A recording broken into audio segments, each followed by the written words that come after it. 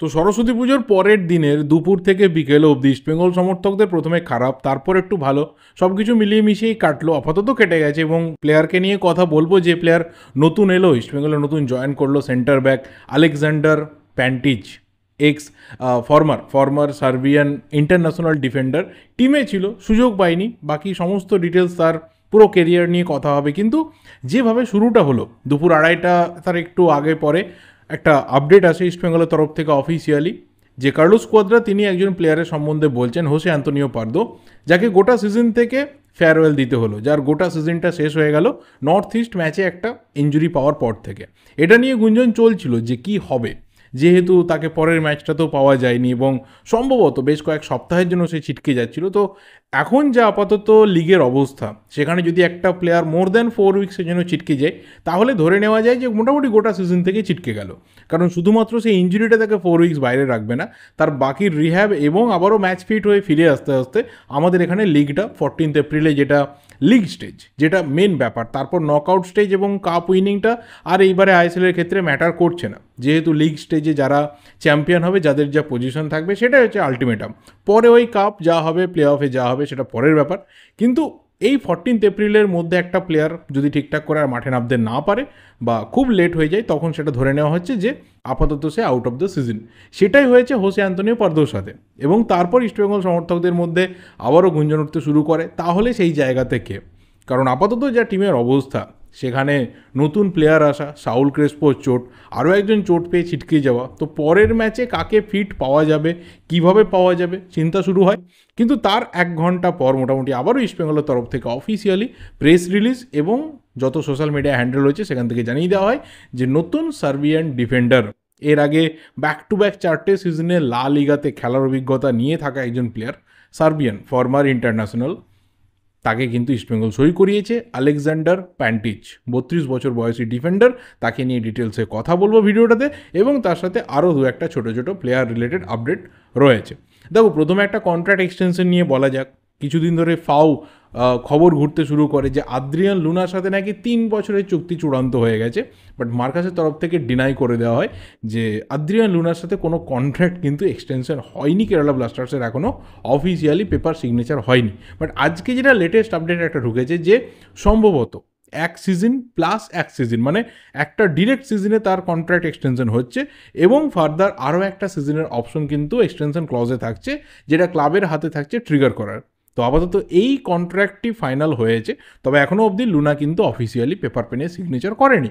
দ্বিতীয় যেটা ক্লাবের তরফ থেকে জানিয়ে দেওয়া হয়েছে নর্থ ইস্টের তরফ থেকে, সেটা হচ্ছে নেস্টার আলবিয়াক। তাকে কিন্তু আরও একটা season north east United FC ধরে রাখছে। এর আগে তারা কোচের কন্ট্রাক্ট এক্সটেনশন করেছিল, এইবারে তারা তাদের one of the best foreign প্লেয়ারের কিন্তু কন্ট্রাক্ট এক্সটেনশন করে দিল। এরপর যদি বলি ইস্টবেঙ্গলের ব্যাপারটা, দেখো দুপুরের দিকে যখন আপডেট ঢোকে যে এই ধরনের একটা ঘটনা ঘটেছে, তখন থেকে খুব স্বাভাবিক গুঞ্জন শুরু হবেই।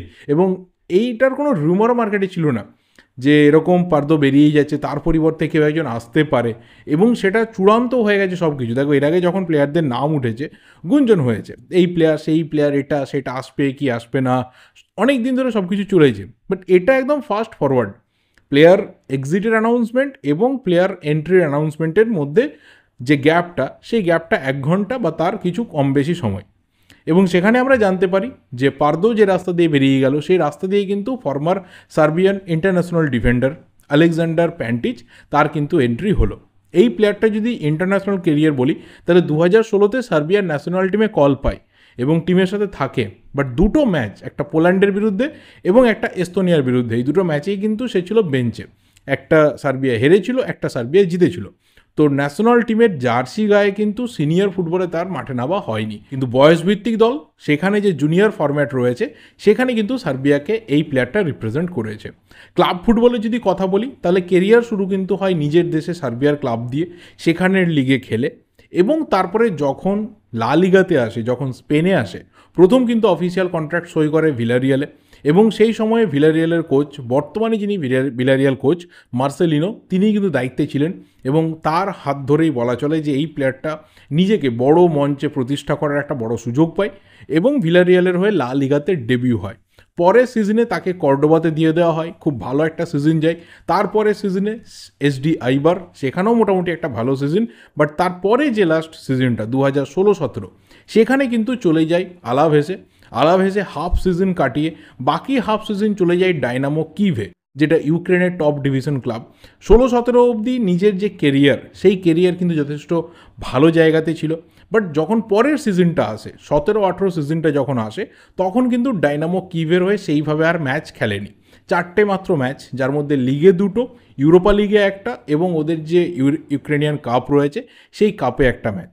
এবং এরপর 2018-19 আবারও লা লিগা 2তে ফিরে আসে, এবং সেই সিজনে 18-19 যতটুকু অফিসিয়াল ডেটা রয়েছে, একটা সিঙ্গেল ম্যাচেরও কিন্তু ডেটা আমি অন্তত পাইনি। খেলেছে কি খেলেনি আমি জানি না, বাট আমি অন্তত কোনো ডেটা পাইনি। এবং তারপর 19-20 সেখানে তো কোনো ডেটাই নেই, কোন ক্লাবে ছিল, কি করেছে, কোনো কিছু জানা যায়নি। এবং ইনজুরি হিস্ট্রি বা সাসপেনশন হিস্ট্রি বা কিছু হিস্ট্রি খুঁজতে গেলেও দেখা যাচ্ছে যে এই সময় সেই রিলেটেড কোনো কিন্তু ইনফরমেশন নেই। যদি পরে আমি জানতে পারি যে অ্যাকচুয়ালি কী হয়েছিল এই 18-19 এবং 19-20 সিজনে এই প্লেয়ারটার সাথে, ইনজুরি তাকে ধাক্কা দিয়েছিল না কোনো আউটসাইড ফুটবল কোনো ইনসিডেন্ট তার লাইফে ছিল, আমি জানলে নিশ্চিতভাবে পরে জানাবো। যদি এতক্ষণে কেউ জেনে গিয়ে থাকো তাহলে অবশ্যই কমেন্ট করে আমাকে জানিয়ে দিও, হেল্প হয়ে যাবে আমারও বা বাকিদেরও। আমি কিন্তু জানতে পারিনি। এবং 18-19, 19-20 এই দুটো সিজন খারাপ যাওয়ার পর 2020-21 কিন্তু আবারও সে প্রফেশনাল ফুটবলে ফিরে আসে, যতটুকু ডেটা অন্তত শো করছে। এবং সাইপ্রাসের টপ ডিভিশন ক্লাব ডোক্সা সেখানে সই করে, এবং হাফ সিজন এই ডোক্সাতে কাটিয়ে বাকি হাফ সিজন মানে জানুয়ারি যে ট্রান্সফার উইন্ডো, সেই ট্রান্সফার উইন্ডোতে কিন্তু লিমাসলে গিয়ে সই করে, যে লিমাসল মোটামুটি সাইপ্রাসের একটা টপ মোস্ট ক্লাব। এবং সেখানে নিজের এই যে আগের দুটো সিজনের একটা খারাপ ফর্ম ছিল, সেটাকে কোথাও কিন্তু এই প্যান্টিচ কাটিয়ে ওঠে। এবং 2020-21 লাস্ট টাইমটা ছিল তার কেরিয়ারে যেখানে ফাটিয়ে ম্যাচ খেলে, প্রচুর ম্যাচ খেলে। বাট বাকি যে পরের 3টে সিজন 21-22, 22-23 এবং 23-24, এই 3টে সিজন দেখলে দেখা যাবে যে বেশ কিছু ক্লাবে খেলেছে, যেখানে পোল্যান্ডে খেলেছে, সাইপ্রাসে খেলেছে এবং স্পেনে খেলেছে। বাট টোটাল যে এই 3টে সিজনে তার কম্পিটিটিভ ম্যাচ, সেই ম্যাচের সংখ্যা হচ্ছে জাস্ট 29। এবং 2020-21 যেটা তার লাস্ট বেস্ট সিজন ছিল কেরিয়ারের, সেখানে টোটাল 2020-21 সিজনে কিন্তু দুটো ডিফারেন্ট ক্লাবের হয়ে সাইপ্রাসেই মোট 29টা ম্যাচ খেলে। তো কোথাও লাস্ট যে 3টে সিজন সেখানে খুব বেশি গেমের মধ্যে নেই। বাট প্লেয়ারটার কোয়ালিটি নিয়ে আসবো এবারে, কারণ একটা প্লেয়ারকে যে কোনো ক্লাব কিন্তু সই করায় কোয়ালিটির ওপরে বেস করে। সে এর আগে কোথায় ম্যাচ খেলেছে, কত খেলেছে, এটা খুব একটা ম্যাটার করে না। যখন লা লিগাতে খেলছে কন্টিনিউয়াসলি 4টে সিজন, ভিলারিয়াল, কর্ডোবা, আইবার এবং অবশ্যই আলাভেসের হয়ে, তখন কিন্তু বেশ ভালো ফর্মে ছিল। বিশেষ করে আমি বলবো যে আইবার এবং কর্ডোবা, এই যে দুটো সিজন তার খেলা, যেখানে বার্সেলোনার এগেনস্টে মেসিকে ফেস করা হোক বা রিয়াল মাদ্রিদকে খেলতে গিয়ে রোনাল্ডোকে ফেস করা হোক, যথেষ্ট কিন্তু ভালো ডিফেন্ডিং তার থেকে পাওয়া গেছে। গোল হয়তো তার টিম খেয়েছে, বাট এই প্লেয়ারটা কিন্তু প্রেসড হয়েছে যতটুকু দেখলাম। তো কোয়ালিটি খুব ভালো, হাইটটা খুব ভালো, ফিজিক ভালো, একজন সেন্টার ব্যাকের মূলত যেটা থাকে।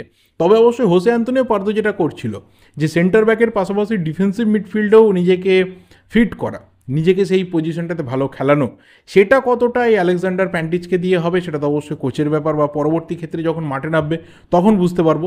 কিন্তু প্লেয়ারটা মূলত তার যেটা মেন পজিশন সেটা কিন্তু সেন্টার ব্যাক, এবং মোটামুটি তার কেরিয়ারের যে পিক ফর্ম, যেটা আমি স্ট্যাটস শেয়ার করতে গিয়ে বললাম, সেটা কিন্তু 2020-21 সময় তার মোটামুটি বলা চলে শেষ হয়েছে।